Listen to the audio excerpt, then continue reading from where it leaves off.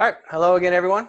So in this lecture, what we're going to be looking at is a question that is as important today, almost as important today. It was more extreme. It was more, say, palpable as the early Christian communities were forming.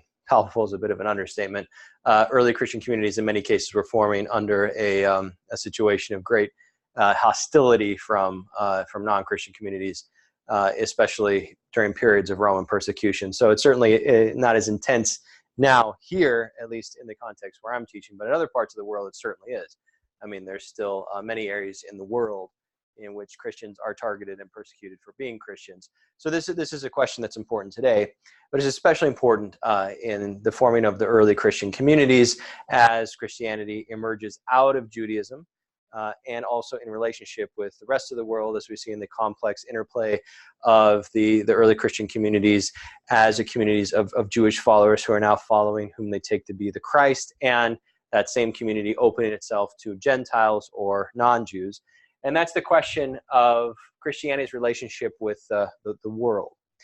Now, the models that I'm going to be looking at in just a moment are old models, meaning models that early Christians were either implicitly or explicitly thinking about in terms of identifying their relationship to the world. But as I started the lecture off saying, there are also models that you can still find Christian communities today sort of trying to navigate which one of these best defines the Christian paradigm. So first a word about the world and why I put it in scare quotes there. Well, the reason is because on the one hand, the world for Christians, remember going back to our lectures about Genesis, the world is fundamentally good. Period, insofar as God is all good and God creates all of creation, which is all good, and therefore any constitutive part of creation, whether it's the creation as a whole or creation in some specific area, some location, including locations inhabited by human beings, those by definition have to be understood as good from a Christian perspective, period. Why?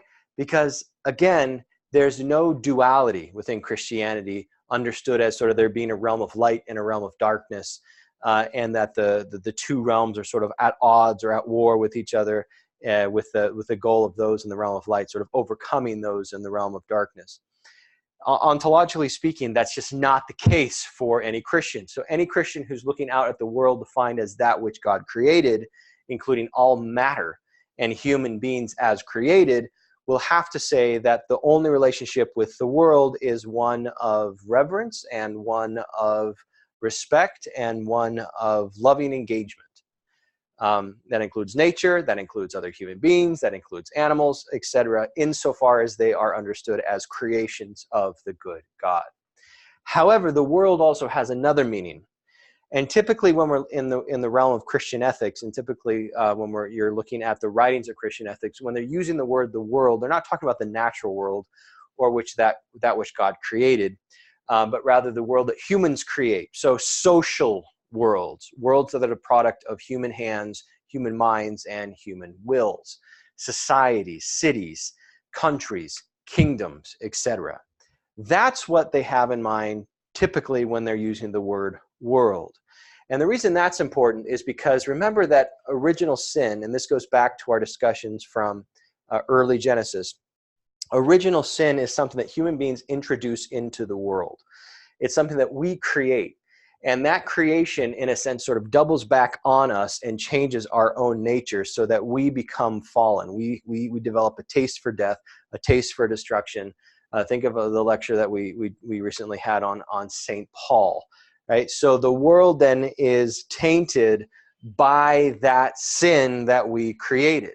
So this in and of itself creates a massive tension from a Christian perspective. On the one hand, you have the claim that everything is fundamentally good because it comes from a good God, including human beings. On the other hand, you have the recognition of human beings as fundamentally fallen and wicked and destructive and hell-bent, literally in a sense, on destroying themselves and each other, and then sort of replicating that impulse through different social patterns, whether at a small scale, say even in families or in communities or in universities, or a larger scales in neighborhoods and cities and countries and between countries and nations and things like that.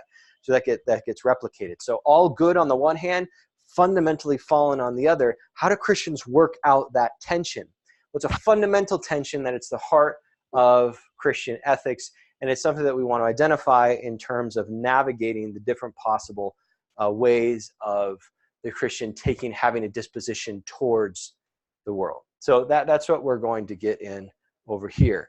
But again, I just want to say up front, and this is crucial, as I noted in previous lectures, however Christians are going to navigate that, and basically you're going to see it in a kind of spectrum. So some are going to see much higher goodness in the world, including the social world, and much less sin. Others are going to invert that and say actually the world is defined primarily by sin, and there's actually very little original goodness left in it. So you're going to see different degrees in terms of how early Christians and then later Christians are going to specifically frame that. But we have to remember here, no matter where you're going to fit on that spectrum in terms of interpreting somebody or coming to your own conclusion on this question, the world is never 100% identified with the kingdom of God. That those two things are never conflated from a theological, from a practical, and from an ethical perspective. Why? One is because Christ is understood as Savior, and so insofar as Christ, and this is refracted many ways throughout the Scripture, but Christ says, for example, my kingdom is not of this world. There's always the understanding, implicit, sometimes more muted than other times, but always the understanding that heaven is not earth. The kingdom of God is not the kingdom of earth. And so whatever relationship we specifically frame between them, we must recognize that they are, at the end of the day, fundamentally different and cannot be collapsed. And again, that has massive ethical implications and massive political implications. Why? Because it influences, if not determines, how we define the definition of the good, how it defines the possibility of actually achieving the good in this life. Politically speaking, it renders as off the table any political arrangement that is going to claim 100% authority, both in a civil sense, in a secular sense, meaning not explicitly religious, not explicitly of the church, and the church or the kingdom of heaven. There's going to be a separation between these two powers, one way or another. Now, again, working out all those details is going to take very different forms in different authors, but those sort of rough limits and boundaries exist, which, depending on different theological paradigms, are not going to exist in other traditions. So it's just another way of saying that theology makes a difference for ethics. How you conceive of God, how you conceive of humanity, and the relationship between the two has massive implications for how we conceive of what's good, what's a good life, how you live individually, how you live together, and how you define what a just government is. So that's sort of one of the golden threads running through these courses is don't lose that connection. All right. So what are the potential, all of that is background, what are the potential categories for Christians to fall into?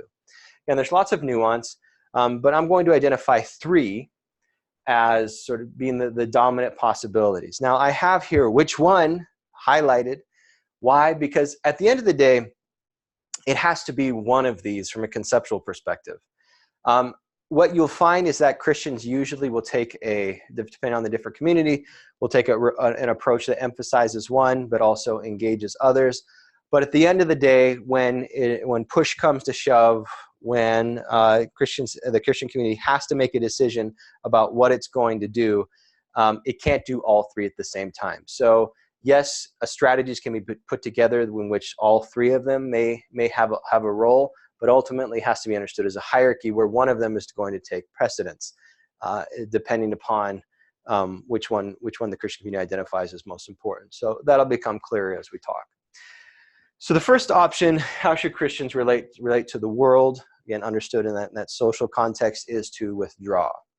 So the basic insight here is that the world is basically corrupt, and that in order to live according to the law, in order to live according to the gospel, according to the Beatitudes and the moral precepts that Christ gives his followers, the only way to do that in such a way that it can be replicated from generation to generation, and that Christians can actually survive as a community, according to this paradigm, is Christianity has to actually pull out and create its own kind of separate parallel community. One that has basically the same, or similar, I should say, similar institutions as those in the world, but are specifically Christian. Now, it's not understood as specifically a government, if you will.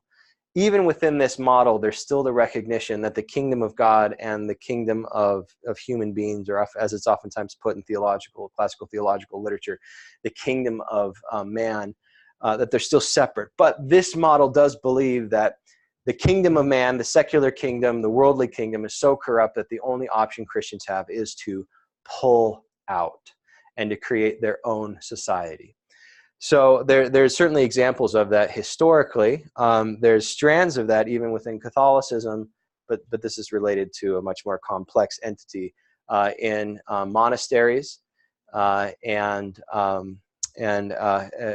for both nuns and brothers and priests, usually living separately, understood as sort of creating these communities outside the world, these places of refuge where the faith can be practiced purely. But perhaps a better, more illustrative example of this category, at least, would be the Amish today. So for any of you who are from Ohio or Pennsylvania or other areas where there's significant Amish populations, you see a population of people who have voluntarily chosen to create a parallel society to the world, to mainstream society, which in their particular formulation of Christianity rejects all technological advances beyond a certain point. So, for example, they don't use automobiles and they don't use electricity. Well, there you have a community that is seeking to live in a certain kind of moral and theological purity based upon the foundational belief that the world is corrupting. The world will lead you away from the true good. And so the only way to pursue the true good is to leave the world and to become a part of a community that is, in a sense, sort of self-sufficient. So that's option one. Option two is conform. So what conform gets at is that the Christian identity, and there wasn't, this is more of a modern category, or at least a category that has more theological foundations after the Protestant Revolution. And we'll talk about that when we talk about Martin Luther. But the basic idea here is that religion, your Christian identity, if you're a Christian, is a purely, quote unquote, private matter, to use a very modern word. And so what that means is that you on the inside have a particular set of beliefs that structures your understanding of reality, and that, if it's through a Christian context, is going to be understood as believing in Jesus Christ as your Lord and Savior, and maybe going to service or going to church on Sundays. So on the inside, you have a particular identity, but on the outside, it's difficult, if not impossible, to tell you apart from the generic popular culture. You see, you engage in the same activities socially, you use the same technologies, and in those technologies, you engage in the same kinds of behaviors and actions as people who are not Christian. You shop in the same places, you follow the same cultural trends as people who do not identify as Christian. So basically, the only way that somebody would really know if you're a Christian or not would be they'd have to ask you, or maybe they would have to notice that on Sundays between 10 a.m. and 11 a.m. you're not available because you're somewhere. You're always somewhere. So someone would have to say, well, where are you? And you'd say, well, I'm actually at a church service.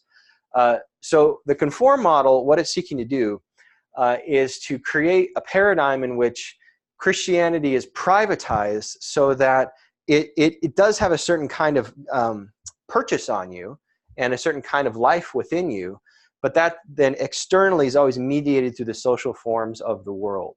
So whatever ultimate output that comes from the inside to the outside will eventually have to be consonant with the dominant moral cultural paradigms that are surrounding you.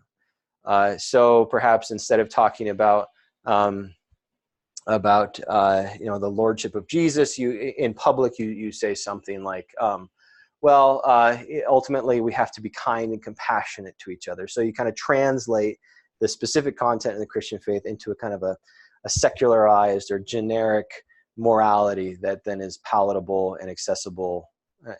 Accessible, I put in scare quotes there, because the question is what frame of interpretation would it be understood as? But just for the sake of argument, sort of generally culturally accessible to everybody. That's the conform model. The seek to change model is, so this one you're pulling out, this one you're blending in, this one is sort of a hybrid model. So on the one hand, with the seek to change model, the Christian is seeing the world not as ideal, and certainly not as a place to just blend into. The Christian is recognizing that the world is fallen. But instead of that conclusion leading to the conclusion that therefore we should pull out in order to create a community that can more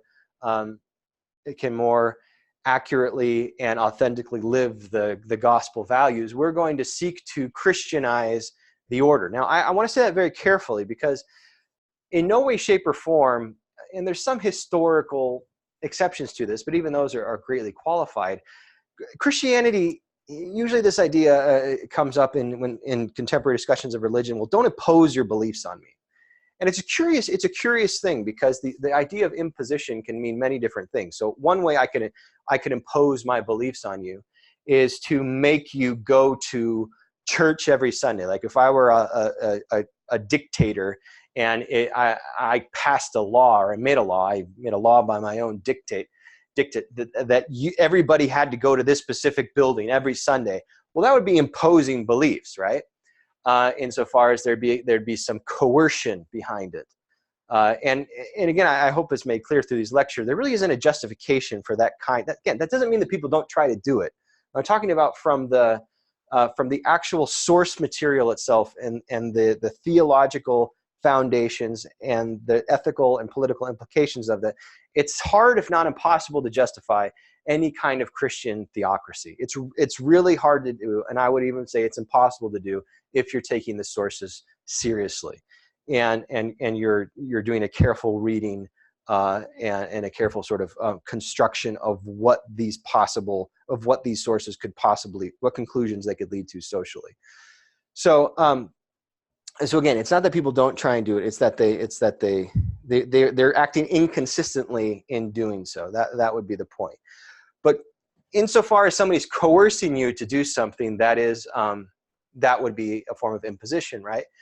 But inviting you to consider something as true, it's not clear that is that would qualify in any way, shape, or form as an imposition, right? So, or acting according to one's own beliefs. So let's just sort of take this out of the secular realm and put it into the political realm, take it out of the religious realm and just put it purely into politics, right? Anytime a law is passed, no matter what the nature of the law, it's an imposition of some sort, right? So the question there from a legal perspective and from a political perspective isn't, is the law imposing, is the law just, right? So when you have Christians who are acting on particular principles, if they believe them to be just, then the question is that any sort of form of imposition, or is there just disagreement about the definition of justice? It gets even more complex when you're looking at the question of conversion or the question of evangelization. Again, and I know there's historical anomalies to this, but we have to be very careful. We actually have to dig into them very deep and make sure that we've got the historical situation accurately described. But the texts themselves are speaking of the spreading of the gospel as an invitation, as an act of persuasion. If you need an example of this, just look at how St. Paul is portrayed in the book of Acts. For those of you who know the Acts of the Apostles, the New Testament a little better, it's making arguments basically and testifying to something that they believe to be true, and insofar as they believe it to be true, they believe that there is some sort of way of communicating that truth to others. So the reason I say all that background and try and get some nuance in there when I talk about this category is the seek to change model is not necessarily to be understood as imposition. in the form of force or coercion. In fact, the exact opposite is the case if you're looking at it from sort of a mainstream, either Catholic or Protestant understanding of how one would go about doing this. That said, Seek to Change is going to seek to create a world in which the values and truths of the Gospels are reflected in social realities through persuasion, not through imposition, through persuasion.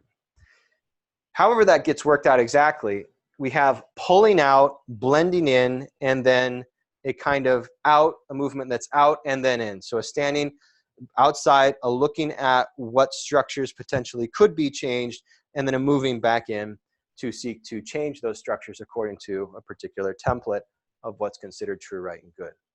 All right, so as I've done with other categories in these lectures, we have to look at the possible sort of benefits and the possible challenges of each one. Now, what would be the possible benefits of withdrawal? Well, the impetus behind it, again, is looking for kind of moral and theological purity. And if that idea in and of itself sounds like stuck up or self-righteous or something like that, which it could, I suppose. But think of any club. Think of any club. Think of any member, anything that asks for membership. And take it, for the sake of the example, take it outside of the religious sphere of religion. Think, for example, of a soccer club, or anything having to do with sports, or whatever your particular passion may be, whether it's dance, or whether it's theater, or whether it's music, or whether it's writing, or whether it's animation, or whether it's even something quote unquote more practical like banking. The idea, the impetus behind this is that in order to do something right, you have to be around people who agree on the basic presuppositions and the basic conclusions that you share. And then if you don't have that group of people, you are going to get a diluted form, diluted at best, at worst, a totally perverted and corrupted form of what it is that you're seeking to do. And so this withdrawal impulse is not only religious per se, it is religious, it includes that, of course, but it's basically the idea that you're gonna get things wrong unless you concentrate among like-minded people who are dedicated to the same goal as you are. Okay, so that's the benefit, the potential benefit behind it, the impulse behind it. Well, what's the danger behind it? The danger, this is probably evident from even the way I described the benefit, is that in this kind of effort to obtain purity, one, the purity can be contaminated itself by not recognizing the ways it is contaminated because it believes itself to be so pure. That's one danger. There's also the question of who gets to be in, who gets to be out. Think of this happens all the time with political parties, right? When they have these purity movements within them, there's always a question, well, why did, insofar as they're trying to purify the ideology and purify the participation of only these particular ideas are welcome, which in and of itself, it has to happen at some level in order to have a political party itself. But then there's the question of where are the limits drawn of who gets to be an insider and who gets to be an outsider. Granted, there must be some limits in order to have an identity, but the question is where are those limits?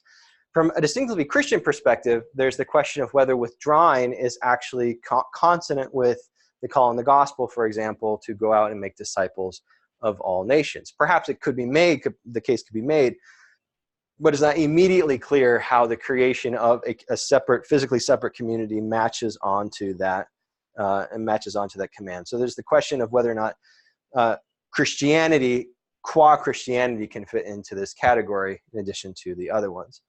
Well, what's the benefits of conform? One potential benefit, or at least an ostensible benefit, is that people will get along.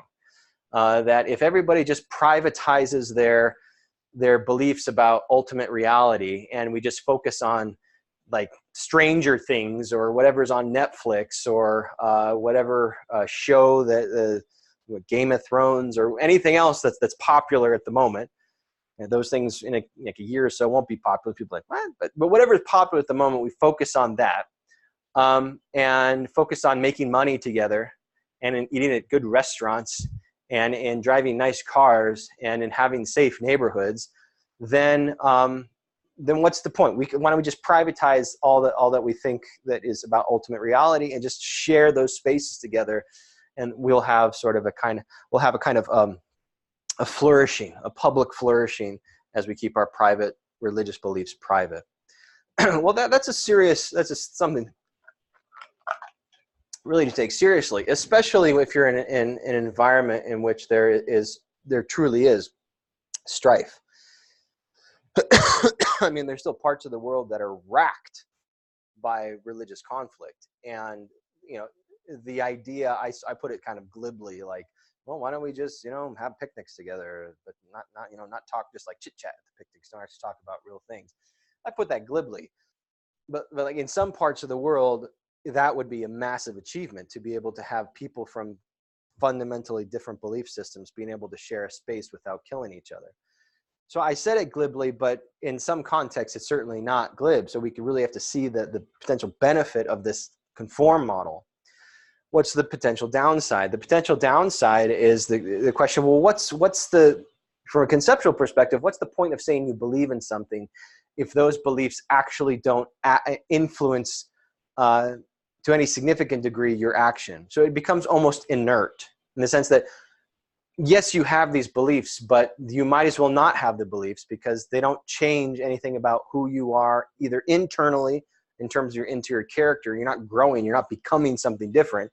And also externally, you're not demonstrating those beliefs. That's just at the conceptual perspective. From a Christian perspective, it is a question of whether or not this can be described as a properly Christian category, given the nature of the Gospels, given the nature of Jesus, given the nature of the commandments, given the nature of the Christian conception of discipleship, and the concrete examples we have of that in the New Testament and in the early Christian communities. So the question is that actually a Christian model, is it a potential Christian model, or would that be a false understanding of Christianity? The Seek to Change model, on the surface, it looks like it could be sort of the benefit would be kind of combining the benefits of withdraw and conform. On the one hand, you're not totally pulling out, you're moving in, which would be happy with the conformity. You want to be you want to be a part of society. On the other hand, there's some withdrawal aspect to it too, because you're moving in order to make the case that things are bad here. Things are bad here. Now, this model, oftentimes, and I pointed this before, it's a really bad rap just immediately, even before we begin talking about what it means with greater specificity, under the rubric of, well, it sounds like you're judging people, or it sounds like you're telling people that they should change. Well, yeah, it is. There's this odd, and I say it's odd because it doesn't really comport to even the most generic reading of Christianity, this odd principle that's been extracted from Christianity that says, do not judge, do not judge. And of course, there's some words that appeals to. They say, well, didn't Jesus say, do not judge lest you will be judged? Yes, Jesus did say that. But then the question is well, what does judge specifically mean? Now, if we mean by judge condemn in the sense of take upon yourself the authority to determine the ultimate destiny of people, to say, you're going to heaven, you're going to hell, I am righteous and you are evil, and there's just no more to say about that, well then yes, that would be categorically prohibited from Scripture. And it's very clear that that's the case. One of the things that most enrages Jesus, and Jesus does get angry with relative frequency in the New Testament, is this kind of sense of moral superiority, in which some groups some groups within his own community identify themselves as like ontologically superior. I mean, it's not just that they have better ideas, it's that they believe themselves to be superior beings to those who are unlike them in an ontological sense. And that does drive him nuts. So any sense in which there's a kind of recognition of an ontological difference in value between people, and I mean ontological in the sense of like this group is evil in and of itself, and this group is good in and of itself by virtue of their group characteristics, that has no place. But if we mean judgment in terms of making differentiations between different ideas, then not only within the New Testament are the followers of Jesus called to do that all the time, to make judgments in terms of saying, this is the right path, this is the wrong path, this is the path of discipleship, this is the path of perdition. Remember, these words are oftentimes forgotten, but they're also well known for anybody who's spending time in these traditions, is that the path into the kingdom of heaven is very narrow.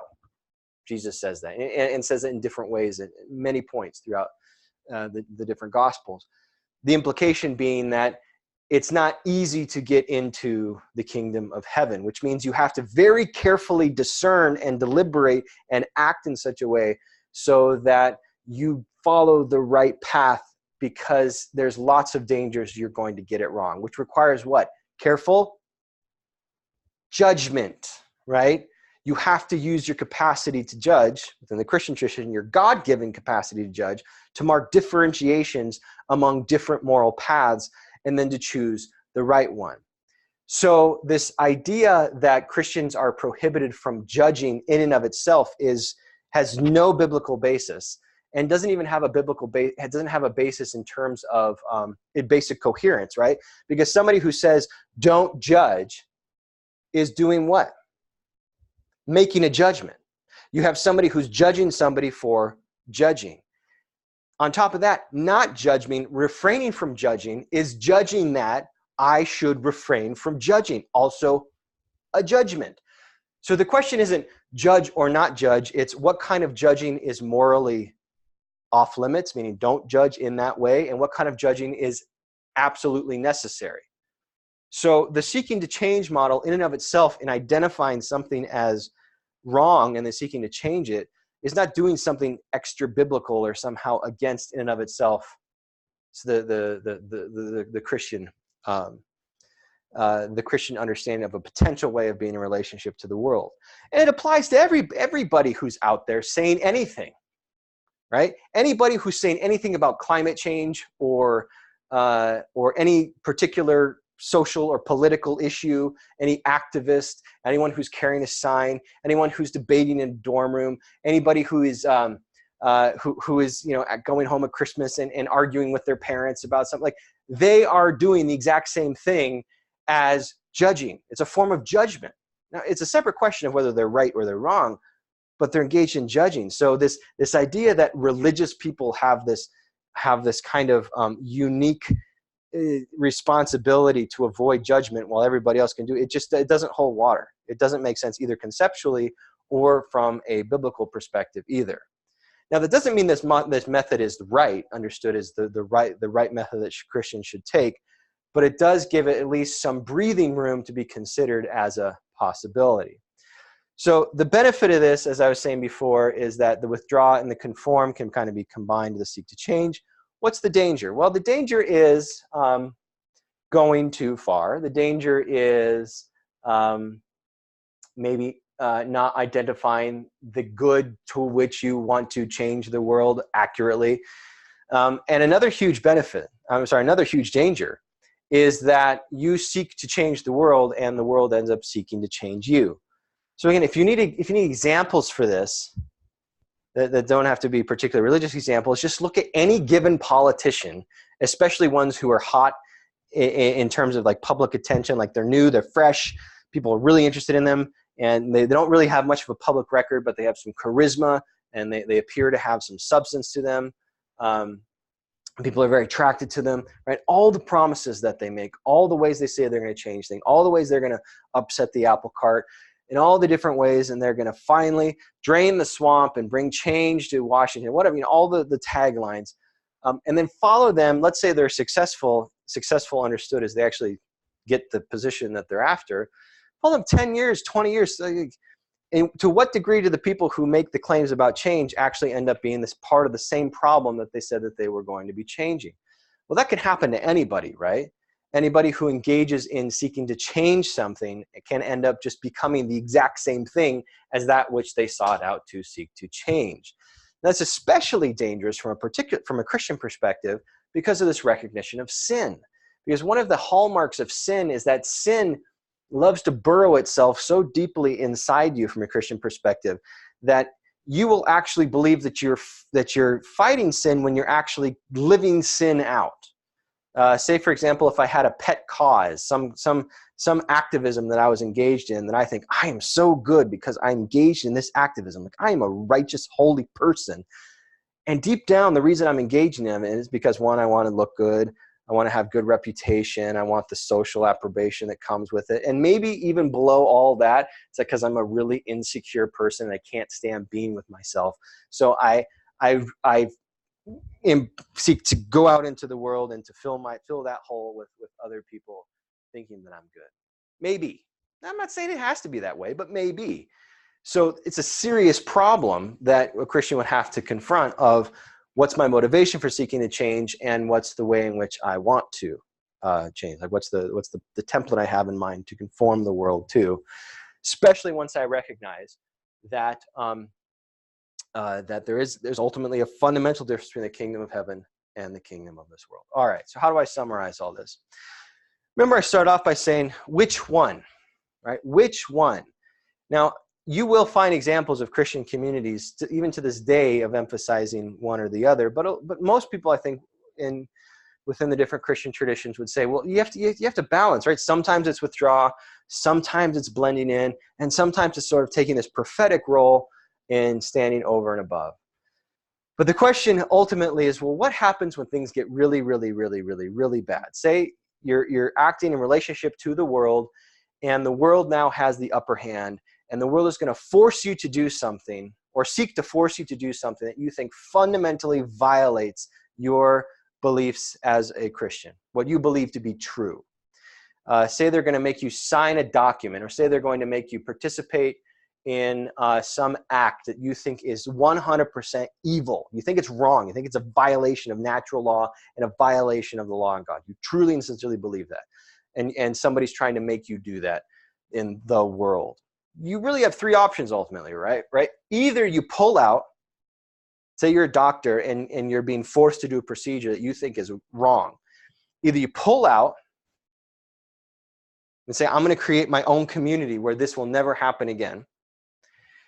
You say, okay, I'll do it, but I'm going to rebel against the idea of doing it in my head, in my heart, but I'll still go along with it, even though I disagree with it personally. Or you try and change the system in that place. You I don't know, a lawsuit or a protest or whatever be the case. You have three options, right? Pull out and create a separate society, give in, or try and change the society to conform to what you think actually is true and right and good. And so all of us in some way or another, whether you identify as Christian or not, we're confronted with this as well. So think of, and this is the point I'll end with, think of your most cherished moral belief or religious/moral belief or philosophical/moral belief, but something that fundamentally identifies you. And something that you can't even conceive of yourself not doing that, or conceive of yourself doing it. Like, you would not be you if you had to do X. Okay. Then someone comes along and is forcing you or threatening to force you to do X, no matter what it is. Do you pull out and try and create a separate society in which that will never happen again, or to the extent that's possible? Do you give in some spirit of tolerance, even though, of course, the tolerance is a one-way street in that case, right? You're being forced to do something, but they're not. But you're given, or do you fight? So it's flight, freeze, or fight. It corresponds with the basic evolutionary impulses, right? We fight it, we freeze, but remain alive, or we run away. What is it? Right? So this is a question that Christians have, of course, and early Christians had. And I would say from a historical perspective, you have, for the most part, conformity is more of a modern category from a historical perspective.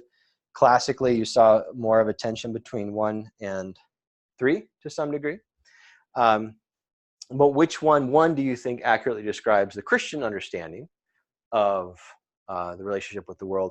And two, whether you identify as a Christian or not, whatever particular body of beliefs you identify, what's your position? All right, so thanks for your time, and we're going to continue these themes in many different ways as we move forward. See you again soon.